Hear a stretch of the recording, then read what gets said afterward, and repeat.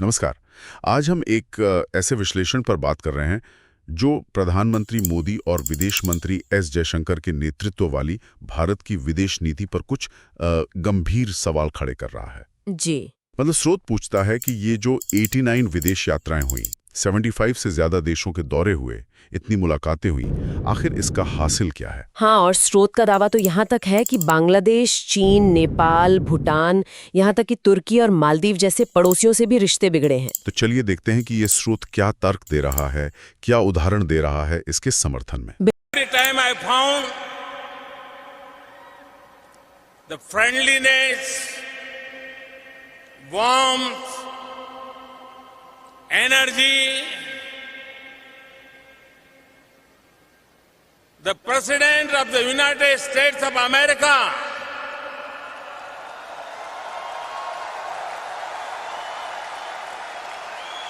Mr. Donald Trump बिल्कुल।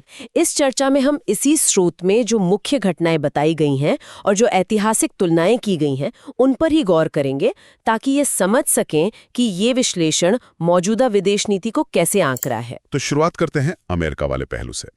स्रोत में हाउडी मोदी और नमस्ते ट्रंप जैसे बड़े भव्य आयोजनों का जिक्र है।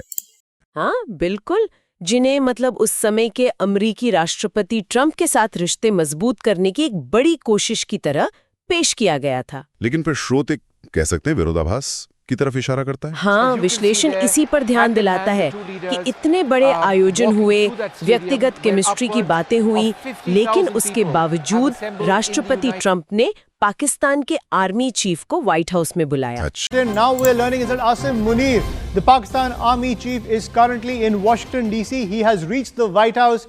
Those are the visuals on your screen. Asim Munir is in Washington DC to meet US President Donald Trump. This coming after Operation Sindoor and the diplomatic outreach from the Trump administration to the head of the Pakistani armed forces.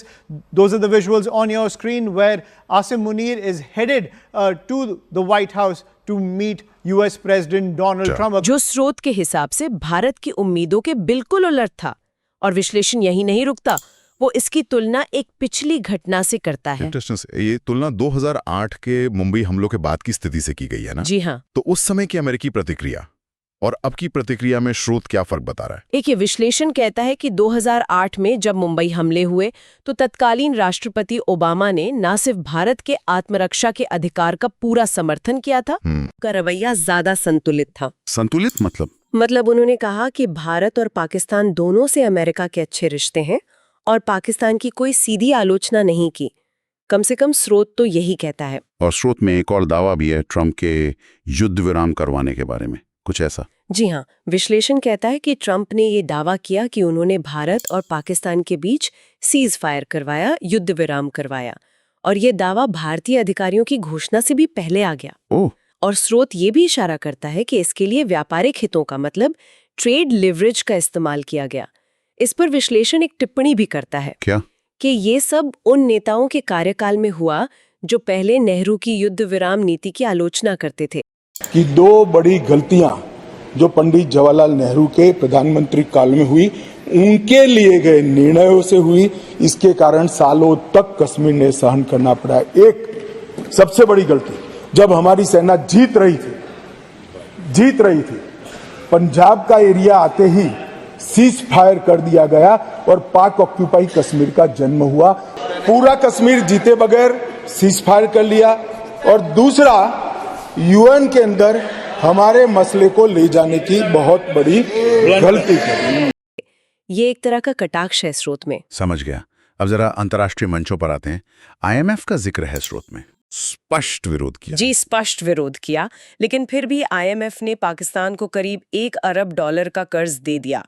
स्रोत के मुताबिक ये दिखाता है कि IMF में भारत की voting शक्ति शायद उतनी नहीं है जितनी होनी चाहिए। और इसमें दूसरे देशों की भूमिका? हाँ, स्रोत ये भी कहता है कि चीन, तुर्की, अजरबैजान जैसे देश अक्सर खुलकर पाकिस्तान का साथ देते हैं, लेकिन भारत को उस तरह का बिना शर्त वाला अंतर्राष्ट्रीय समर्थन, खासकर संकट के समय, नहीं मिल पाता है। और तुर्की का उदाहरण तो इसमें फिट बैठता है ना, स्रोत के हिसाब से? हाँ, तुर्की का उदाहरण इस विश्लेषण में बार बार इस्तेमाल हुआ है।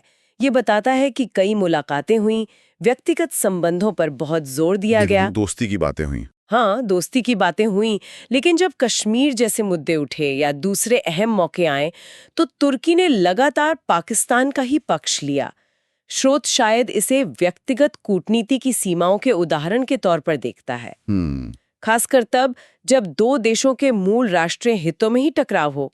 तो अगर हम इस पूरे विश्लेषण को समेटें तो इसका मुख्य तर्क, इसका सार क्या निकल रहा है? देखिए, संक्षेप में कहें तो इस स्रोत का जो केंद्रीय तर्क है वो ये है कि ये जो हाई प्रोफाइल यात्राएं हैं, बड़े बड़े कार्यक्रम हैं, व्यक्तिगत संबंधों पर जोर है, हाँ, ये सब अपनी जगह है, लेकिन जमीनी हकीकत में भारत के जो महत्वपूर्ण राष्ट्रीय हित हैं उनकी रक्षा करने में या फिर अंतर्राष्ट्रीय संकट के समय जरूरी समर्थन जुटाने में ये विदेश नीति उतनी सफल नहीं रही है जितना दिखाया जा रहा है।